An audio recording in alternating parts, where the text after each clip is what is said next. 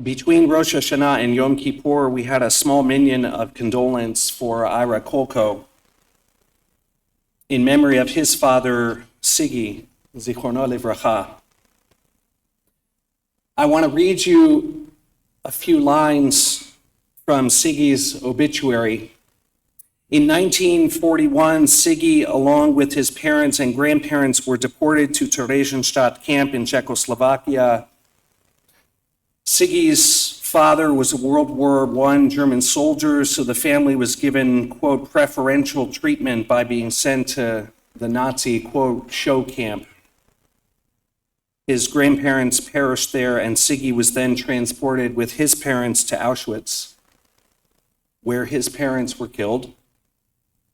Sigi's size and strength marked him for forced labor through the rest of the war. He then sailed alone to New York, where he began work in the garment district. This led to a long career in the fabric trade, what we call the shmata business. Sigi's story is about many things. It's about the trauma of being deprived a stable world that one can trust, and that a person needs to grow healthily. It's about the injustice of losing your worldly possessions and the agony of having your family murdered. It is about a great evil that swept across the world. But there was a half a line in his obituary that caught my eye that night and that I've been thinking about ever since. He then sailed alone to New York. He was 16 years old. The kids who we just heard with were 17. Can you imagine? His grandparents died in Theresienstadt, his parents died in Auschwitz. He sails across the Atlantic Ocean to a foreign language he doesn't know, to a foreign land he doesn't know the language, he doesn't know anybody. He's alone. I want to talk about loneliness today. There are some kinds of loneliness which are forced upon us. Sigi didn't choose his fate. He was 16 years old, robbed of his family by the Nazis. A few years ago, the COVID virus cut off many of us, most of us, from our friends and loved ones and support systems. There are many people who suffer loneliness that is forced upon them by terrible wars or a worldwide pandemic. But did you know that even before the pandemic in 21st century America, 1 in 2 adults already reported experiencing loneliness? Earlier this year, the Surgeon General of the United States, Vivek Murthy, issued a report. The title of it was Our Epidemic of Loneliness and Isolation. He writes, loneliness is more than just a bad feeling. It is associated with greater risk of cardiovascular disease, dementia, stroke, depression, anxiety, premature death. The mortality impact of being socially disconnected, he writes, is similar to that caused by smoking up to 15 cigarettes a day. Loneliness is literally making us sick. And not all of it is beyond our control. My teacher at Hartman, Micha Goodman, spoke this summer about how Western societies are built upon an ethic of individualism. Every spring, in different ways by different speakers on different campuses, college graduates are told some version of, go find yourself. Finding yourself is based on the premise that there is some more real and authentic version of yourself out there that can only be accessed by overcoming the influences from your past. Only by quieting the voices of family can you discern your own true voice. And then, according to this ethic, once we discover our authentic self, in order to live a fulfilled life, we must express that uniqueness, as the American sage Frank Sinatra put it. I planned each charted course, each careful step along the byway, and more, much more than this. I did it my way. Don't misunderstand me. First, I want to acknowledge that some people grow up in traumatic homes. And for them, the act of quieting the voices of family is an act of quieting the voices of trauma. When people are able to overcome that sort of trauma and create a chosen family of loving friends, making those choices is life-affirming, sometimes even life-saving.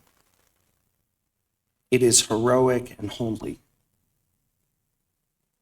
And also, I don't want you to come under the impression that somehow uniqueness is not a Jewish idea. It's very unique. It's a very Jewish idea. Our sages teach in the Mishnah that every human life is a world, and that our uniqueness testifies to the greatness of God.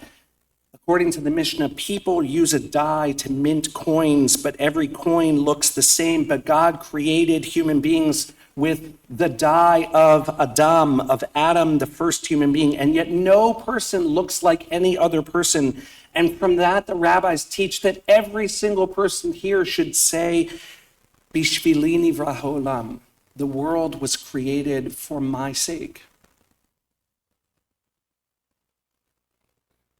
But when we live lives that revolve around the idea that the world was created for me, when we focus too hard on actualizing ourselves, it doesn't only weaken societal bonds and institutions, it's self-defeating. We don't end up happy. In fact, the Surgeon General told us we're making ourselves sick. Judaism begins not with the premise of finding ourselves, but of losing ourselves. The Torah and Jewish history invite us to be part of a story that began a long time before we ever lived, and God willing, will long outlast any of our individual lives. Our legal system is not based on individual rights to life, liberty, and the pursuit of happiness. It's based on communal obligations to give tzedakah, to comfort mourners, to welcome stranger. We are called up to the Torah not as individuals, but as the child of our parents. Judaism can offer meaning to our individual lives, but it does so by asking something of us. One problem is that as moderns, we bristle when people try to tell us to lose ourselves. We suspect that they are trying to take away our power instead of give us a gift. The psychoanalyst Immanuel Kant writes about the distinction between what he calls submission and surrender. According to Ghent, submission allows a person to be controlled by another's power, while one's own distinct sense of identity is weakened. Siggy was alone because he was stripped of his possessions. He was robbed of his family, and he was brutally taught that being Jewish marked you for death. He was forced into submission. Submission is a backwards step away from the gifts of freedom, of feminism, of rights for minorities, for LGBTQ plus people. We are rightfully suspicious of those who would disempower those who have been historically oppressed. Please do not misunderstand me. I am not calling for anyone today, God forbid, to submit themselves. And yet, according to Ghent, submission has a really important look-alike: surrender. While submission is self-negating, surrender, he writes, is a powerful embrace of self. Ghent defines surrender as that moment when we let down our defensive barriers, and in doing so, we are given the opportunity to experience liberation and an expansion of the self. He says surrender helps us to discover a sense of wholeness and even a sense of unity, of at oneness with other living beings.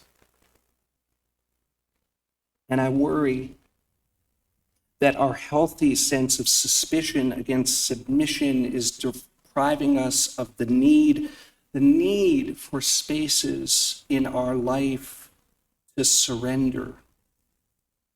That our sense of suspicion is depriving us of the richness of a life lived that is part of something larger.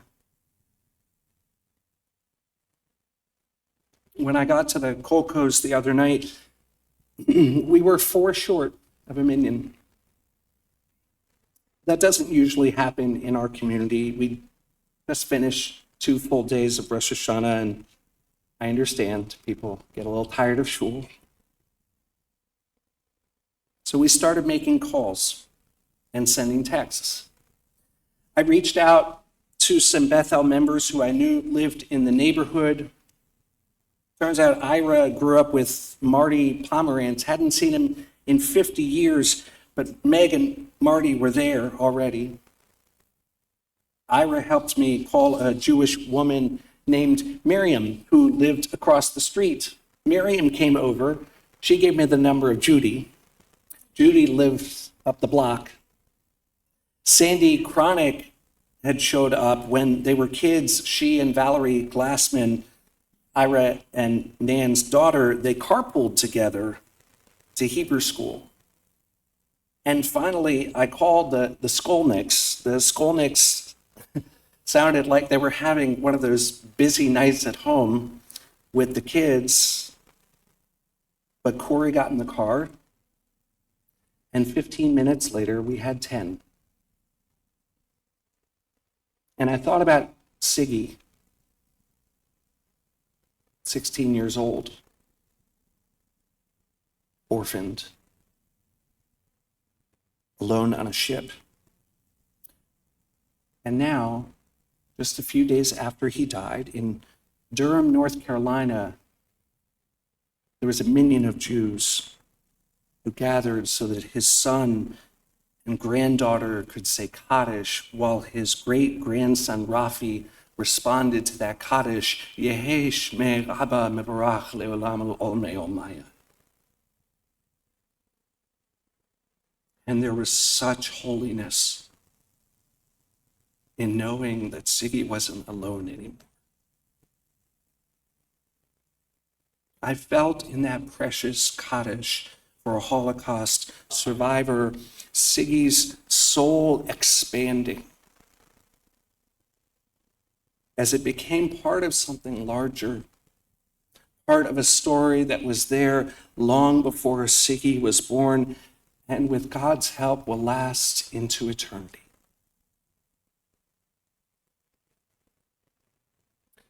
Which brings me to this moment. Ye score. One can ask, why do we do this to ourselves? It hurts. Sometimes a lot. This is my 14th High Holidays with Bethel. It's amazing to see our building so full with activity, but I've been here long enough now that looking around also reminds me of a lot of people who aren't here anymore.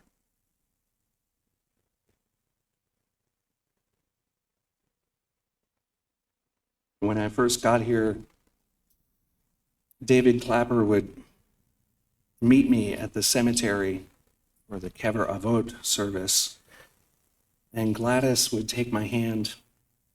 Gladys, if you're watching, I love you. And she would walk me from grave to grave, and she would introduce me to all the people who were buried there. The truth is I went with her and was honored to be with her, but I didn't know Earl.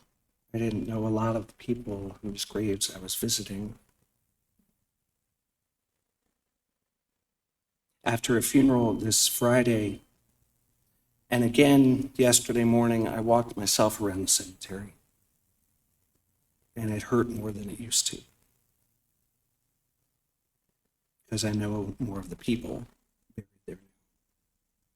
I know a lot more of you now, and I see the hurt that you carry with you, because your loved ones are so not here, because this is a place that it feels like they need to be here on Yom Kippur.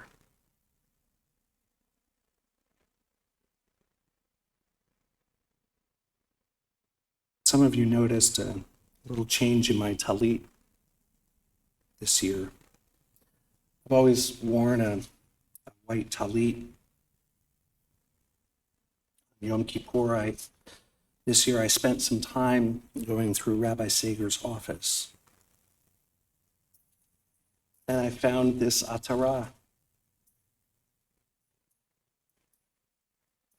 the silver talit crown, and it was just scrunched up, not attached to anything. Steve liked to collect things.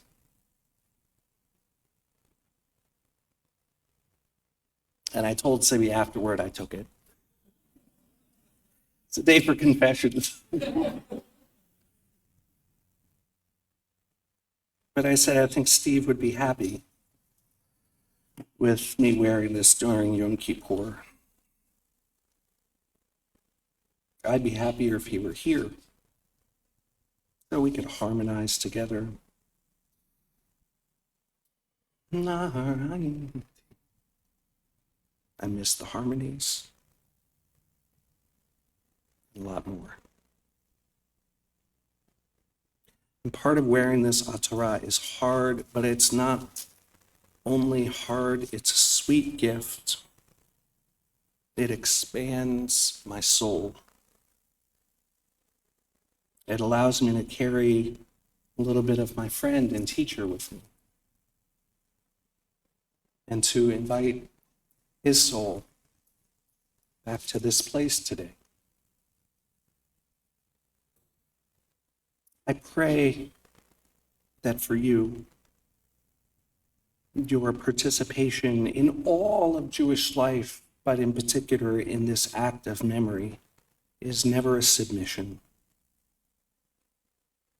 but rather that it's a holy act of surrender.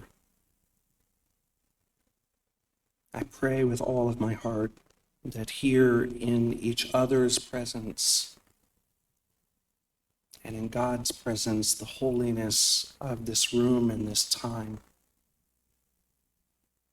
that we feel safe to let down our defensive barriers, that as we've gathered much more than a minyan today, that we experience liberation and our whole hearts and souls expansion. I pray that even though it hurts, as we invite our loved ones deep into our hearts, that doing so, as Kent wrote about surrender, helps us discover a sense of wholeness and even unity, oneness with all that lives. And so too, as we gather ourselves together, may we feel ourselves being gathered in by them into worlds beyond us and into the ancient and eternal Jewish story.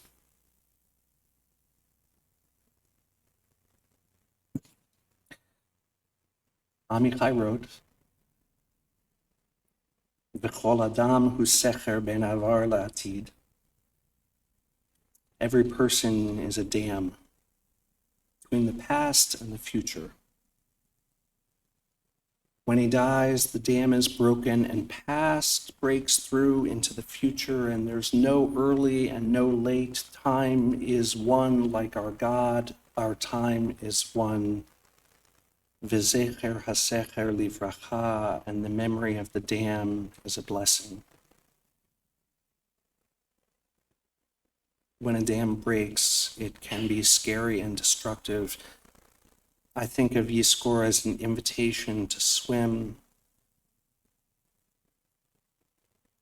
find some comfort in holy waters, not to find ourselves, to lose ourselves, to allow ourselves to float along as the waters of the past mingle with the present and the future, as waters from this world mix with waters of worlds beyond.